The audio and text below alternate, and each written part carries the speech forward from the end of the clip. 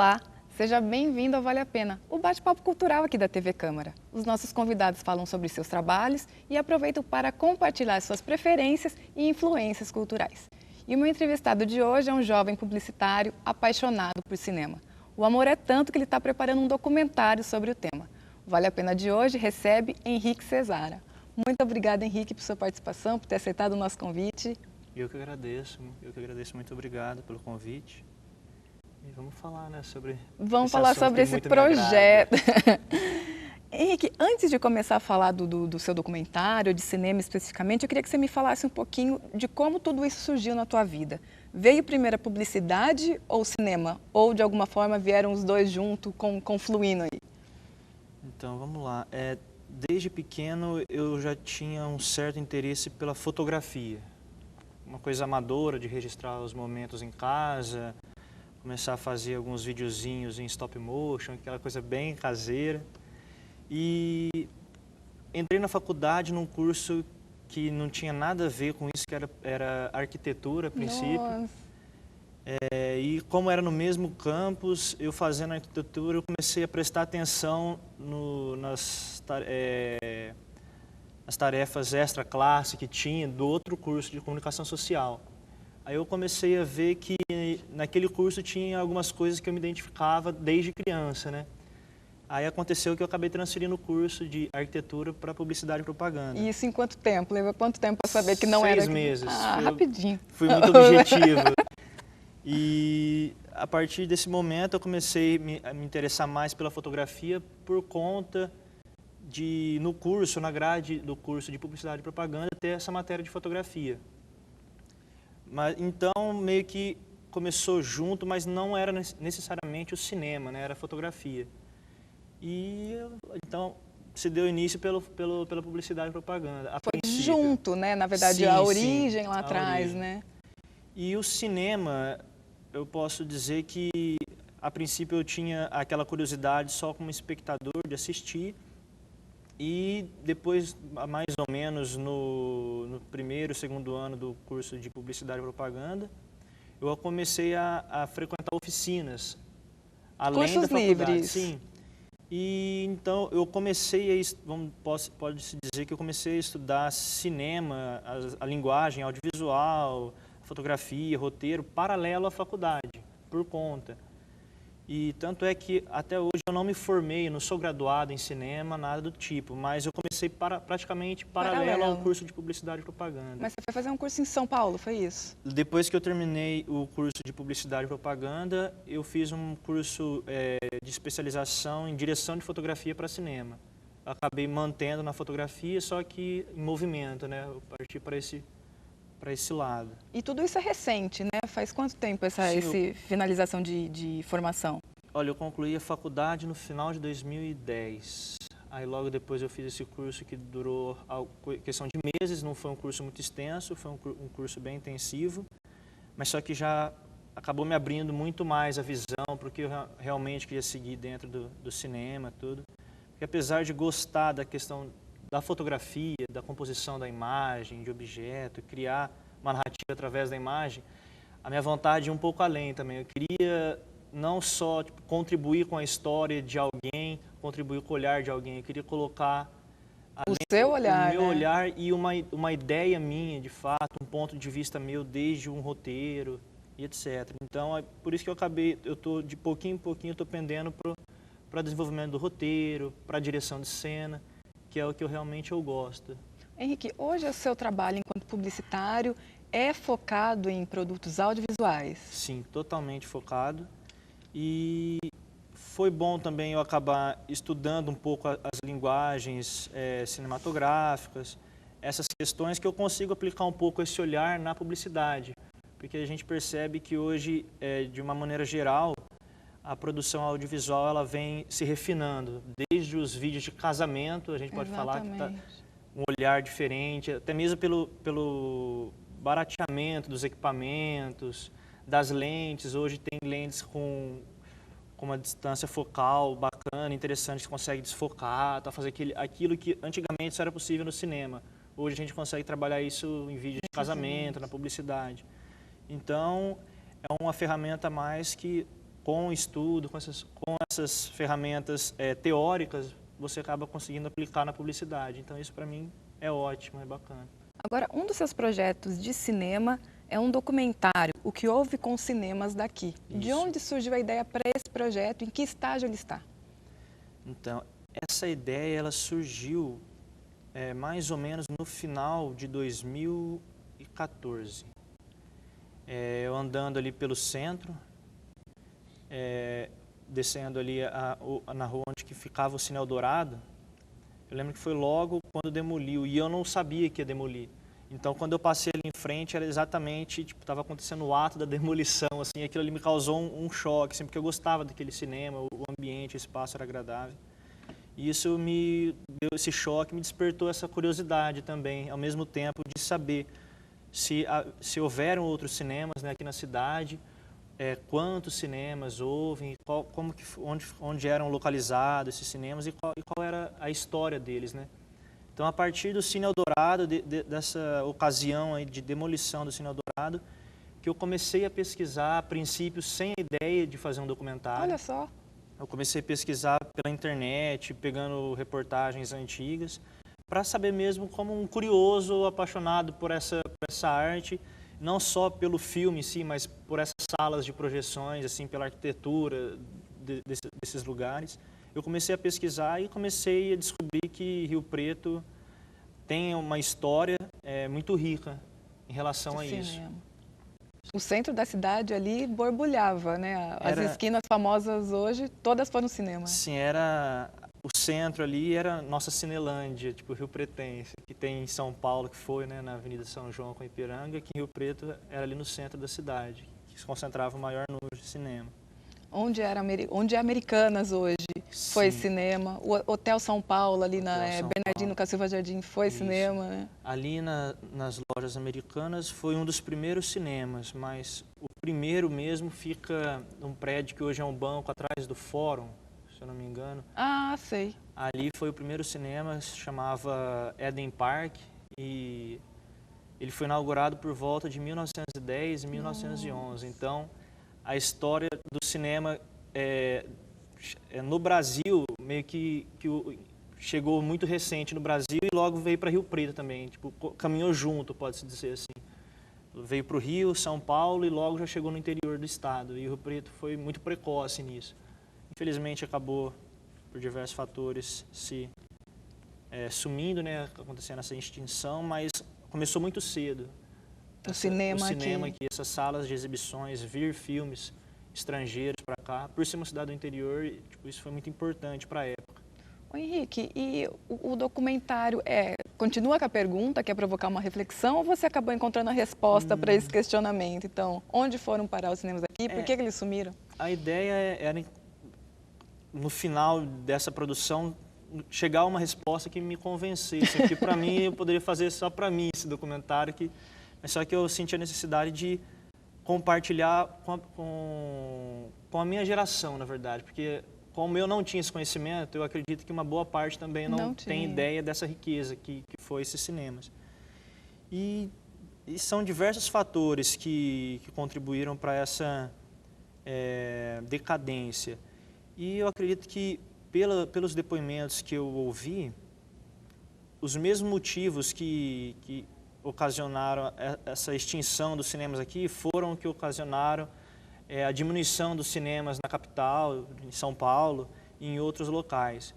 Que é a expansão da cidade, das grandes né? redes. O centro vai se tornando deserto, acaba se tornando perigoso. Exclusivamente, vamos falar assim, aqui no caso da cidade de São José do Rio Preto, eles dizem que o calçadão contribuiu muito para acabar com esse público dos cinemas, porque começaram os problemas para estacionar carro. Entendi. Então foi mais para uma questão, dos fatores foi de comodidade, de qualidade também, de não passar estresse, chegar aqui procurar vaga para estacionar.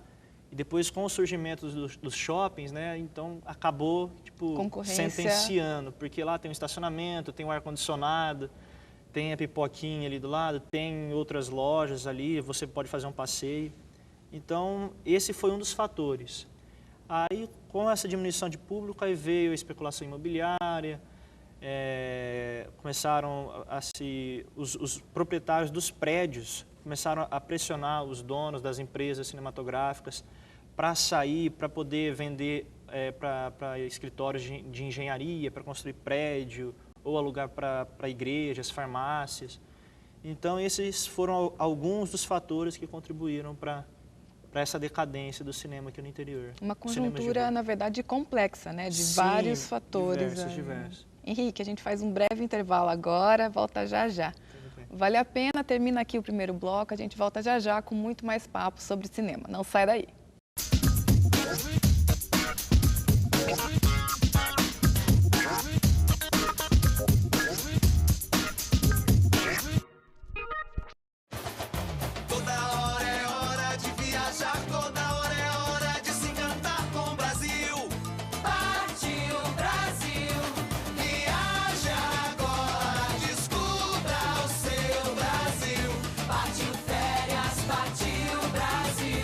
Brasil tem viagem o ano inteiro. Aproveite! A cada novo destino, uma experiência inesquecível. Partiu férias, partiu Brasil!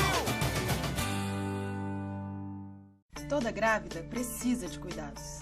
Ainda mais sabendo que o vírus Zika, transmitido pelo mosquito da dengue, pode causar microcefalia nos bebês. É preciso passar repelente, manter portas e janelas fechadas ou com telas anti-mosquito. E usar calças e blusas de manga comprida. Esses cuidados precisam virar hábito. Se você está grávida, faça o pré-natal. Proteja-se. Se o mosquito da dengue pode matar, ele não pode nascer. Governo Federal.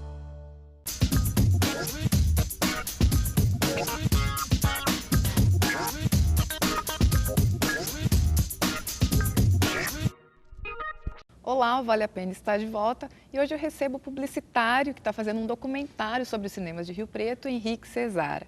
A gente terminou o primeiro bloco falando justamente desse trabalho dele, no qual ele está agora se debruçando, né, Henrique? E eu queria saber com quem que você encontrou, que pessoas você entrevistou para ter esse panorama da história dos cinemas aqui de Rio Preto. Então, a princípio, eu tinha alguns pontos assim de apoio, que seria entrevistar historiadores, né, da cidade, os proprietários e funcionários desses cinemas e o público, as pessoas que frequentavam esses cinemas.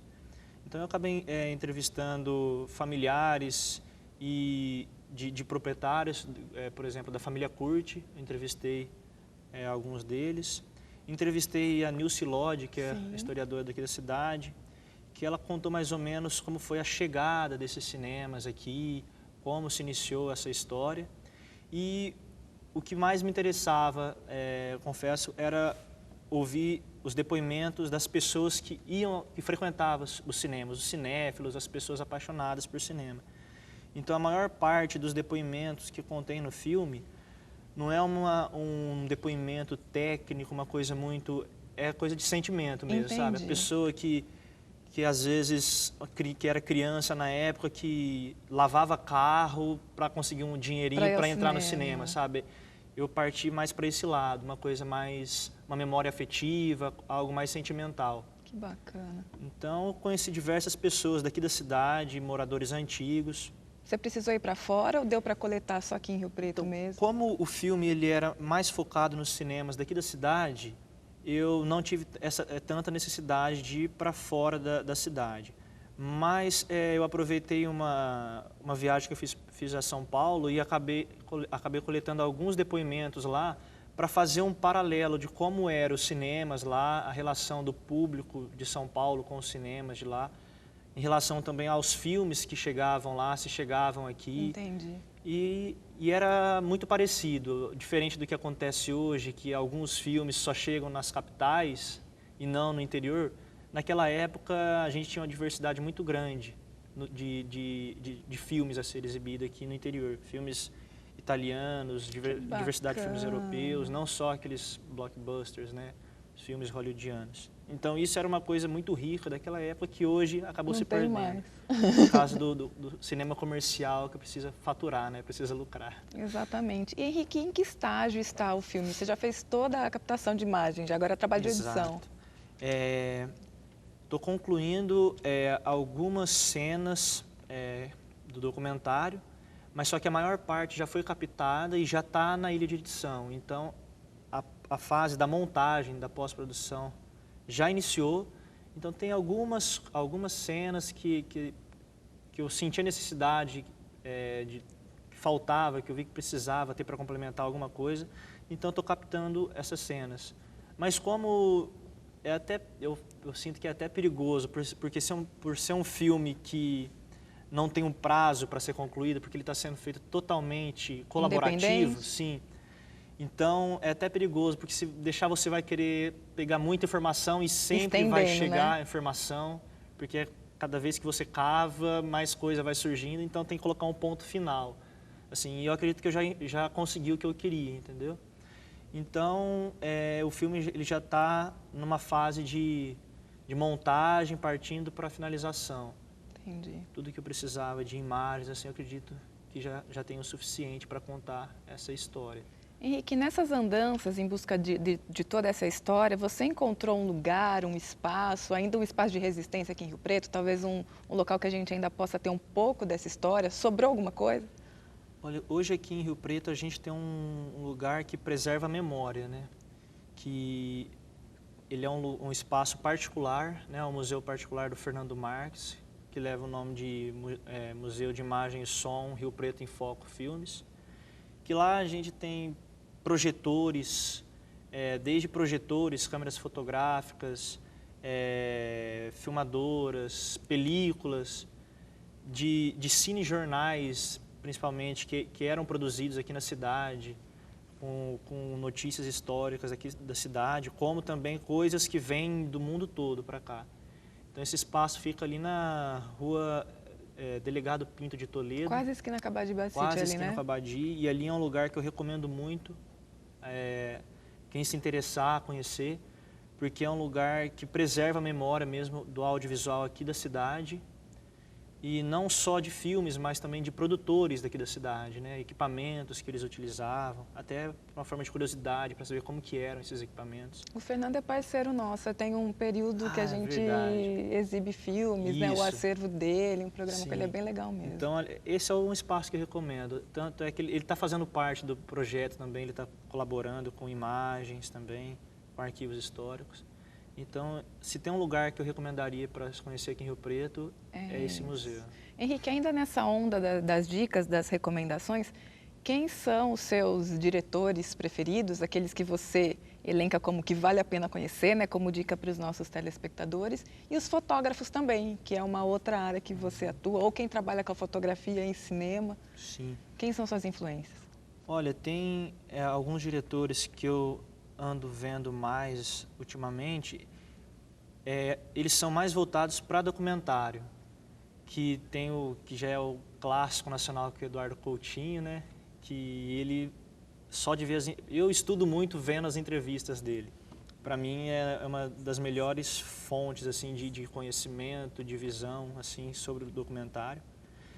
Tem um outro documentarista também que se chama Carlos Nader, que o último filme dele, documentário, ganhou o prêmio de melhor documentário no É Tudo Verdade, se não me engano foi do ano passado. Ele também, acho muito interessante o estilo, o ponto de vista dele sobre a vida, sobre os temas que ele aborda. E o mais recente, assim, que eu comecei a apreciar, mais jovem também, que ele está transitando agora para o ficcional, se chama Gabriel Mascaro. Que o último filme dele foi o Boi Neon, que vai ser lançado agora. Ele produziu também muito documentário antes de partir para o lado ficcional, assim, que me chama muita atenção por ser algo mais contemplativo, não tem muito depoimento, e é uma marca que foi até para os filmes ficcionais, assim, que a crítica de um dos filmes dele, que se chama Ventos de Agosto, disseram que nesse filme aconteceu uma das cenas mais bonitas que o cinema brasileiro já teve, de questão de fotografia, tudo. E eu acredito que isso seja um exercício, já que ele vem fazendo nos documentários, tudo, por ser algo mais contemplativo mesmo. Então, são esses 3 diretores que hoje posso falar que é um pilar de estudo para mim, assim, porque eu acho muito interessante estudar eles, que é o Coutinho, o Carlos Nader e o Gabriel Mascaro. E o documentário é sua onda mesmo ou você quer se arriscar na ficção também? Eu pretendo me arriscar na ficção, até escrevo algumas coisas, tenho alguns projetos de curta-metragem para produzir, mas eu quero experimentar bastante no documentário. Eu acho que eu tenho muito a aprender, não só dentro no que diz respeito à produção de filmes, mas de conhecimento de vida, sabe? Eu acredito que o que me motiva a fazer documentário, na verdade, é isso. É conhecer histórias, relações, entendeu, humanas. E é isso que me motiva. Então, eu acho que eu posso até transitar, assim, conseguir realizar a ficção, mas eu não quero deixar de fazer documentário. Perder essa essência, né? Porque eu acho que é algo que me abastece, de uma certa forma, assim, com conhecimento, com ideias, que podem ser até aplicadas futuramente na ficção. Entendi. Mas eu não pretendo deixar de fazer documentário. Henrique, como é que você vê, você defende essa visão até mais ampla, contemplativa, né, dessa questão mais profunda de um documentário, e a gente vê hoje um mercado ávido por vídeos super curtos, especialmente para a internet. Como é que você tenta casar tudo isso? Você acha que há espaço para todo mundo, há jeito de fazer tudo, ou o mercado está cobrando tudo muito rápido da gente mesmo e às vezes querem que seja só daquele jeito, só os 3 minutinhos da internet? Eu acredito que espaço para todo mundo vai ter. Cada um vai escolher onde quer seguir, entendeu? É uma coisa que eu até me atentei, que antes eu tinha essa... Pô, eu vou querer fazer vídeo na internet para tentar mostrar o meu trabalho para um grande público, mas eu também gosto da linguagem do cinema, que muitas vezes pede algo mais lento, tem mais um tempo. Então, é questão de ter um foco. Eu acredito que hoje a internet pode ser um meio mais rápido de se popularizar, viralizar. Mas eu não tenho certeza se eu quero escolher esse caminho. Entendi. Entendeu? Mas eu acredito muito na internet, tanto para questões de arte como para publicidade, algo mais segmentado. Até captação para recursos, né, de produção. E foi interessante esse ponto que você tocou, que eu vejo a internet aliada, como uma aliada minha, mais nessa questão de viabilizar projetos do que propriamente criar algo direcionado para a internet. Entendi. Mas eu não vou descartar a internet porque é um veículo de não dá para fazer isso, que né? só vai crescer e já é gigantesco. Então, mas é o foco meu, a princípio. Agora o cinema com a finalidade de ser exibido em cinema. É um sonho de criança que eu tento realizar isso. Vamos ver. Vamos ver. Henrique, e essa questão também, por exemplo, de vídeo e celular, a tecnologia, a gente comentou um pouco disso também. Todo mundo hoje tem um pouco mais de acesso a bons equipamentos que não são tão caros quanto eram antes. E a gente tem uma questão mais popular que é o celular. Então, hoje todo mundo faz um vídeo, hoje todo mundo se mete a fazer vídeo. Como é que você vê isso? Ao mesmo tempo que populariza uma linguagem, mas também acaba lidando ou colocando muito mesclado profissionais e amadores. Como é que você vê essa questão? Você acha que é válido? Não? Precisa ter cuidado com o que se vê e o que se faz? Eu acredito que isso a gente tem que dividir entre 2 mercados, que seria a publicidade e o mercado, não vou dizer nenhum mercado, mas algo voltado mais à arte. Nesse lado voltado mais para a arte, eu não vejo um problema, porque são novas visões, novos olhares. Mas no que diz respeito à publicidade, a publicidade pede algo muito específico, técnico, né? Muito técnico e segmentado. Você não tem que criar algo da sua imaginação, vem é o que o por cliente trás, pediu. Pesquisa. Então, eu acho que isso pode, às vezes, causar um problema assim, nesse mercado publicitário. Mais do que diz respeito ao lado artístico, eu acho interessante e gosto disso, sabe? Da produção ali com celular, essas coisas mais experimentais. Eu até acho interessante pelo fato dos celulares hoje gravar com... Ter celular que grava em 4K Isso para quem faz documentário, por exemplo, que precisa entrar em algum... Muito mais fácil. É muito mais fácil, exatamente. Ajuda nessas produções, barateia as produções também, sabe? Então, acho que para esse lado, tirando o lado de publicidade, eu acho que acaba enriquecendo, trazendo novos olhares, sim, facilitando muito. Mas pro lado da publicidade eu tenho um pouco de receio, eu acho meio que perigoso isso. E eu não sou contra, mas o interessante é que se a pessoa entra, que ela vai buscar conhecimento, né? Então, se não for nada que vai tirar... Um outro ponto que eu acho complicado aí já começa a entrar em questão de mercado mesmo, né? De mercado, porque você começa a fazer um trabalho muito mais barato, você acaba desvalorizando os profissionais classe, que sim, entendi. Entendeu? Então isso eu acho um ponto mais perigoso, na verdade. Mais voltado para a publicidade mesmo, a produção de vídeo na publicidade. Mas relacionado a um olhar mais artístico, a uma produção autoral, um projeto autoral, eu não vejo nenhum Super problema. válido. Eu até gosto bastante disso. Que ótimo. Henrique, nosso tempo é curto. Infelizmente. Já acabou. A entrevista foi ótima, foi super bacana mesmo. Agora os nossos telespectadores têm um pouco mais, né, de contato com a história dos cinemas da cidade. Foi muito enriquecedora essa entrevista. Muito obrigada mesmo. Eu que agradeço e desculpa alguma coisa se Imagina. eu falei demais, porque eu empolgo. Imagina. O Vale a Pena de hoje fica por aqui. A gente se vê na próxima semana. Quer rever essa entrevista? Assista ao longo da nossa programação. Ela terá reprises, mas você também pode ir no nosso canal no YouTube. Visite também nosso Facebook. Tá tudo lá. A gente se vê na próxima semana. Até lá!